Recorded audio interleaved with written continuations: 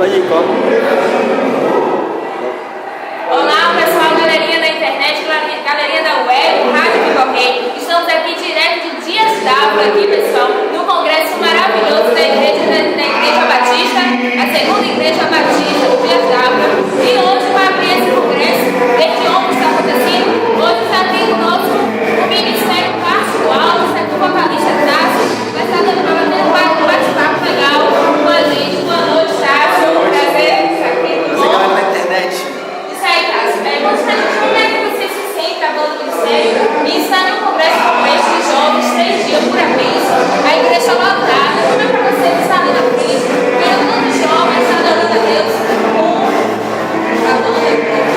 Para a gente é muito importante porque o que a gente faz é falar de Jesus para os jovens. E como a juventude ele se mobilizou para trazer muitos jovens que não são cristãos, nós ficamos muito felizes porque nós acabamos fazendo aquilo que a gente sempre procura fazer mesmo, que é falar do amor de Jesus através do pagode, para que os jovens que estão no mundo venham ser atraídos para a igreja. A gente usa o pagode como música